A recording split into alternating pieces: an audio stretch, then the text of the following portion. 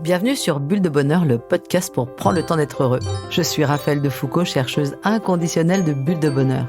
Ce podcast est propulsé par 2 minutes de bonheur et publié tous les jeudis. Ah oui, on se plaint tous. Un peu, beaucoup, parfois trop. D'après certaines études, en moyenne 10 minutes par jour. Alors pourquoi le fait de râler nous semble-t-il honteux ? Pourquoi avons-nous appris à taire ce qui nous chicote, à serrer les dents, à faire bonne figure quoi qu'il arrive ? Alors, faut-il arrêter de se plaindre ou au contraire, apprendre à mieux le faire ? C'est ce que nous allons découvrir dans notre épisode 260. Alors évidemment, j'ai envie de vous partager une anecdote que j'ai entendue lors d'un atelier autour des livrets Un temps pour deux que j'ai animés. Un couple discutait autour des petits agacements inévitables de la vie quotidienne. L'homme demande à sa femme « Qu'est-ce qui t'agace au quotidien et que tu n'oses pas toujours dire ?» Alors spontanément, elle a eu envie de dire en rigolant « Tes bruits de bouche ». Par peur de le blesser, elle a fini par répondre qu'elle aimerait juste pouvoir râler un peu sans que son mari la trouve négative. Et ces mots ont été une vraie révélation pour son mari. Il s'est rendu compte que certaines petites plaintes n'étaient pas des reproches, juste des appels à se sentir entendu. Alors merci à ce couple de nous avoir partagé cette anecdote parce qu'effectivement je la trouve très révélatrice. Et puis faites comme eux, n'hésitez pas à utiliser les livrets Un temps pour deux. Oh là là, mais qu'est-ce que ça me chicote ! Et voilà, le bus est bondé, je suis encore coincée en escalope entre deux autres passagers. Évidemment, je n'ai pas eu cette augmentation. Oh, il pleut encore. Ça n'arrive qu'à moi, ce genre de tuiles. Comme tout le monde, il m'arrive d'être ce collègue ou cet ami qui râle en continu et pour un rien. Je vois bien combien ça exaspère mon entourage. Ils finissent par ne même plus m'écouter ou même carrément me fuir ou m'ignorer. Alors je serre les dents, je ravale mon agacement et je colle un sourire par-dessus. Et là je sens que c'est moi qui suis exaspérée du manque d'espace pour ventiler. La boule gonfle et généralement je me sens encore plus mal. Et là ça me chicote. Si je râle, je dérange les autres. Et si je ne laisse pas sortir ce qui m'agace, je fais la cocotte minute et c'est moi-même que je dérange. Comment trouver le juste équilibre ? Nous avons tous dans notre entourage respectif un petit Calimero, du nom de ce petit poussin jaune du dessin animé qui se plaint de tout et tout le temps. Alors effectivement, comme je le disais en intro, on passe environ une dizaine de minutes par jour à râler. Saverio Tomasella, docteur en psychologie et auteur de l'essai Le syndrome de Calimero, on en a parlé dans notre épisode 233 « J'arrête de me plaindre », et il distingue 3 types de plaintes. 1. Le besoin non comblé. Les sources de frustration et d'agacement dans nos quotidiens chargés et nos multiples interactions sociales ne manquent pas. En plus, nos attentes ne font qu'augmenter sous l'influence des visions artificielles de la vie des autres sur les réseaux sociaux ou des multiples soi-disant possibles qui s'offrent à nous. Bonjour la frustration. 2e type de plainte, l'habitude. La lamentation ponctuelle. Pour certains, se plaindre est même un art de vivre. Ou encore, un style que nous nous donnons d'être sans cesse débordés, acculés, critiques. Je pousserais même à dire que cela peut devenir une habitude inconsciente, comme un réflexe. Et nous avons tous un ami qui trouve toujours que rien n'est assez bien parce que son esprit critique lui donne une contenance et démontre une forme d'intelligence soi-disant plus pointue que le reste du groupe. Enfin, 3e type de plainte, plus rare, une forme de haine chronique à l'égard du monde et des autres. Pourtant, se plaindre est un exercice devenu de plus en plus difficile dans une société du bien-être où devenir la meilleure version de soi-même est érigé en désir universel. Rien ne sert de râler sur les gens agressifs dans le métro. Tout est une question d'attitude. C'est ce qu'on a l'habitude d'entendre. Et sous cette pression, combien sommes-nous à serrer les dents quand nous aurions envie d'exploser ? Je revois encore une de mes amies me dire quand je m'énervais par rapport à quelqu'un qui bosse avec moi et qui me dit « mais tu ne la changeras pas, travaille ton indifférence, ton lâcher-prise, c'est ton attitude qui n'est pas la bonne. » Dans ce contexte, nous sommes plutôt poussés à prendre sur nous. En fait, la plainte, elle n'existe qu'en relation avec l'autre. Je ne me plains pas à moi-même. Ma plainte existe parce que j'ai l'opportunité et l'envie de la déverser sur quelqu'un. Soit je le fais trop et je suis envahissante et exaspérante pour les autres, soit je ne le fais pas assez et alors j'ai le sentiment que les besoins des autres prennent le pas sur les miens. Dans les deux cas, mon besoin d'être réconforté ou d'entrer en relation avec l'autre n'est pas comblé. Mais alors, vous allez me dire, pourquoi est-ce qu'on se plaint ?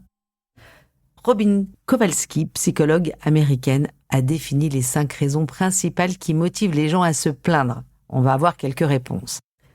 Première motivation, chercher l'attention.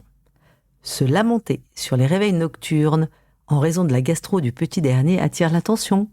Les autres peuvent me consoler et alors je me sens important, je me sens faire partie du groupe. Deuxième motivation, dégager ma responsabilité. Quand je me plains de mon boss ou de mon conjoint, je déporte la responsabilité de mon mal-être sur eux et je m'exonère de chercher une solution, ça me dédouane. Troisième motivation, générer de l'envie.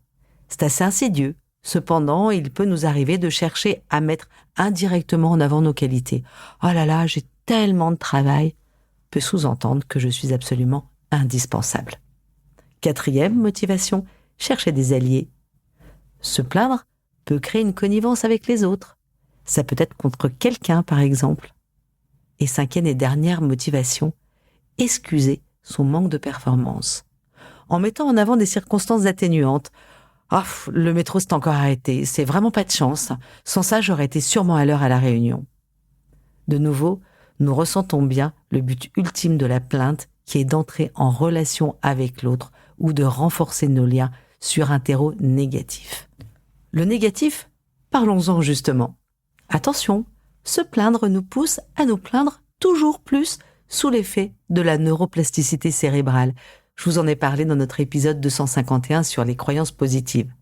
La neuroplasticité cérébrale, c'est cette capacité de nos cerveaux à continuer à se développer tout au long de notre vie et sous l'influence de nos réactions aux stimuli. Lorsque j'envoie un signal répété à mon cerveau, comme une émotion en réaction à un stimuli particulier, je consolide des connexions. Je crée des autoroutes qui vont s'activer beaucoup plus rapidement au fur et à mesure que je leur envoie les mêmes signaux. Ça peut se révéler positif ou négatif. Car si j'envoie des pensées positives au cerveau, je vais être de plus en plus réceptif au positif autour de moi. À l'inverse, si j'ai renforcé des circuits de frustration, de découragement ou de tristesse, cela aussi risque de s'activer plus facilement et rapidement quand un signal leur est donné. Plus je suis positif, plus je le deviens, et idem pour le négatif. Alors, si je reviens à la plainte, plus je me lamente, plus je vais reproduire ce comportement à l'avenir et parfois inconsciemment sous l'influence de mon cerveau que j'ai éduqué à se plaindre.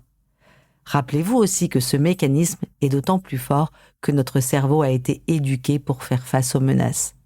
Il est donc naturellement plus réceptif aux signaux stresseurs qu'aux stimuli positifs qui peuplent notre environnement. J'en ai parlé dans notre épisode 128 sur les mécanismes primaires du cerveau. Sur le long terme, se plaindre de façon chronique peut bouleverser le fonctionnement standard de notre cerveau, générant des impacts significatifs sur notre santé. Se plaindre conduit à développer de l'anxiété, du stress, qui déclenche la libération du cortisol dans notre corps. Rappelez-vous cette chimie expliquée dans notre bulle de bonheur 120 sur le stress. Le cortisol a ses vertus. Il met en sommeil certaines fonctions non essentielles de l'organisme pour concentrer toutes nos ressources vers la gestion de la menace. Le problème, c'est quand notre organisme reçoit trop de cortisol. Dans ce cas, et certaines études l'ont démontré, le cerveau peut être affecté durablement. Des fonctions comme la capacité à résoudre des problèmes complexes, la prise de décision ou encore la planification peuvent être durablement affectées. Sur le plan du bien-être, la rumination rend pessimiste et bloque le champ des possibles. Ça nous rend moins adaptables et moins résilients devant les obstacles. Je vous renvoie pour ça notre bulle de bonheur 83 sur la rumination.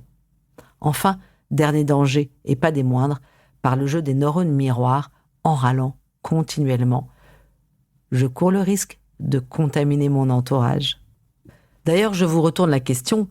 Est-ce que vous connaissez quelqu'un dans votre entourage qui râle tout le temps? Est-ce que vous appréciez sa compagnie? Est-ce que vous la recherchez? Alors je vais deviner que dans la majorité des cas, c'est plutôt non, ou alors à petite dose. Parce que oui, se plaindre de façon intempestive et très fréquente va nuire à nos relations. Allez, je change de regard. Alors, je vais peut-être vous choquer un peu. Saviez-vous que l'heure à l'heure sont plus susceptibles de se réaliser dans la vie et d'atteindre un meilleur niveau de bien-être durable? C'est ce que confirme une étude menée en 2024, menée sur 2600 adolescents de 14 ans. Alors pourquoi?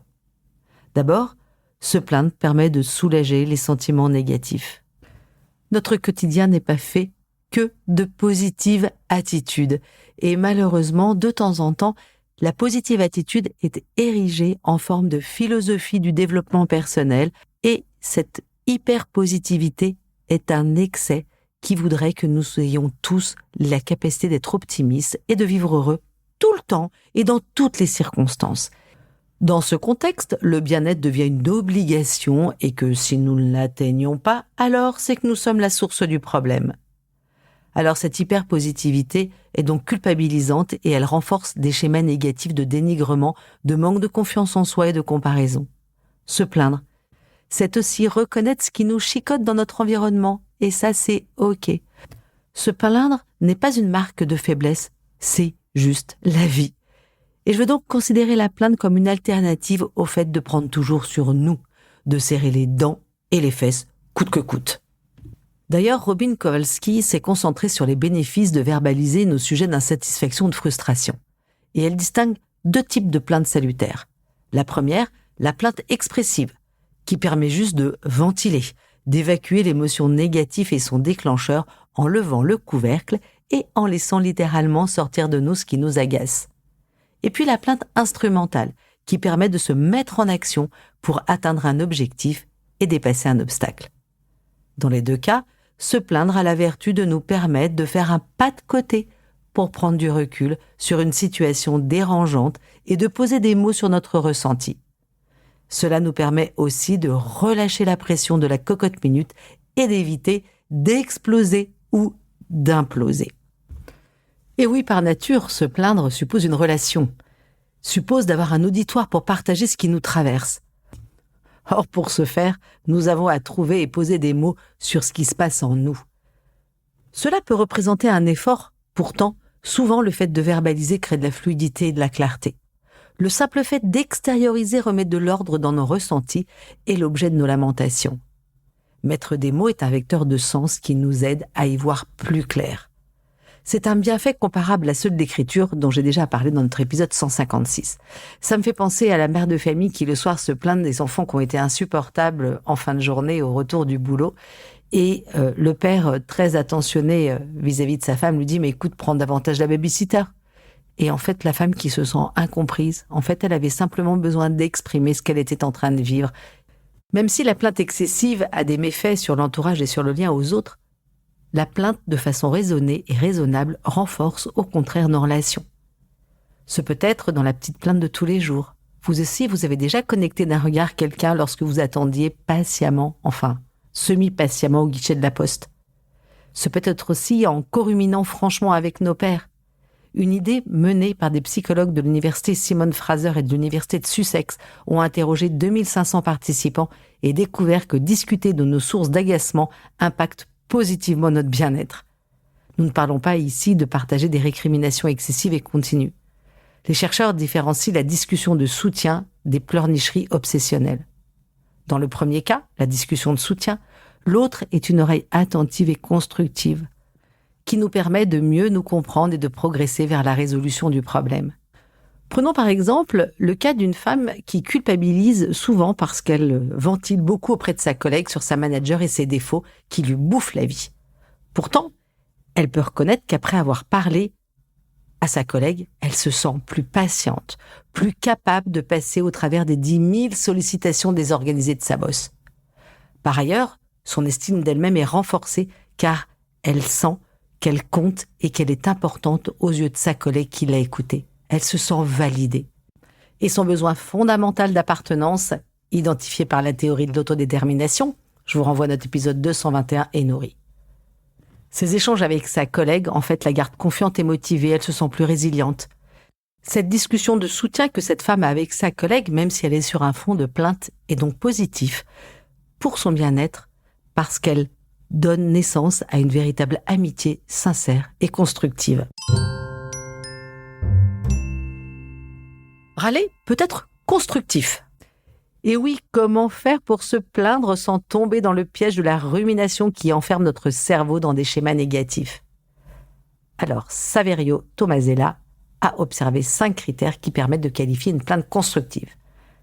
1. Elle doit être honnête et rester factuelle. 2.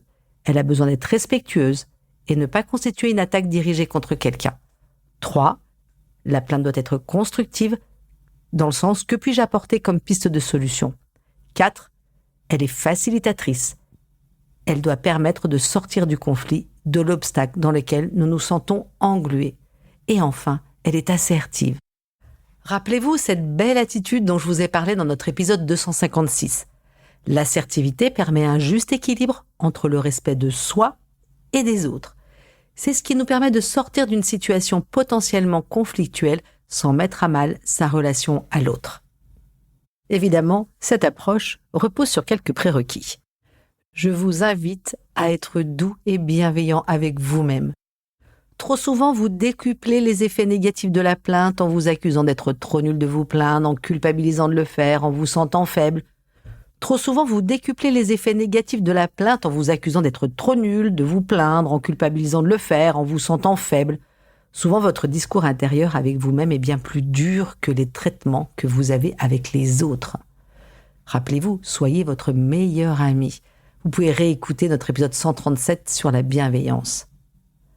Ensuite, j'ai envie de vous recommander d'apprendre à reconnaître et à parler de vos émotions. C'est vrai que ça exige une véritable attention à soi. Cependant, vos émotions sont vos alliés. Vous pouvez réécouter toute la saga que j'ai faite avec Angélique Gimnès sur ces sujets-là. Et pour communiquer vos émotions aux autres et être capable d'adopter une posture constructive, c'est important de vous montrer aussi vulnérable. C'est accepter d'ouvrir le kimono et dire comment vous vous sentez, et l'exercice est loin d'être facile, j'en conviens. Dans certains contextes, que ce soit professionnel ou personnel, cela peut être un véritable défi. Se plaindre, c'est aussi oser se plaindre. C'est aussi reconnaître ses limites et accepter de se laisser voir ainsi en faisant tomber les masques. Petit détour vers notre bulle de bonheur 49 sur la vulnérabilité. Et puis enfin, se plaindre, oui, avec les bonnes personnes. Râler auprès d'un inconnu est certainement libérateur. Cependant, vous en retirez plus de bienfaits lorsque vous vous ouvrez à des gens que vous aimez, que vous estimez. Car ce sont eux dont l'opinion, la validation sont importantes à vos yeux. Co-ruminer est une stratégie gagnante avec des gens qui comptent pour vous. Et hop, je me lance. En bref, si je résume, se plaindre. 1. Soulage la répression émotionnelle. 2. Peut augmenter la résilience. Et 3. Commence par une attitude assertive et bienveillante envers soi-même. À vous de jouer, chers auditeurs. Cette semaine, il y a de fortes chances que vous râliez. La carte de 2 minutes de bonheur vous propose de bien choisir auprès de qui et d'observer combien cela transforme votre expérience. Nous nous quittons avec une citation de Saint-Évremont qui résume si bien le message de cet épisode. La conversation de 2 amis rend leurs biens et leurs maux communs. Elle augmente leur plaisir et diminue leur peine. Rien ne soulage tant la douleur que la liberté de se plaindre. Avec Bulle de Bonheur, prenez le temps d'être heureux. Merci pour votre écoute. Si vous avez aimé, dites-le nous avec 5 étoiles. Laissez vos commentaires et envoyez des bulles de bonheur à vos amis et partagez ce podcast. Inscrivez-vous à la newsletter en allant sur notre site 2 minutes de bonheur pour être notifié des prochains épisodes. C'est aussi très facile de nous trouver sur les réseaux sociaux, Facebook et Instagram. Il suffit de chercher 2 minutes de bonheur. Bulle de bonheur est propulsée par 2 minutes de bonheur, des outils pour créer du lien et prendre le temps d'être heureux.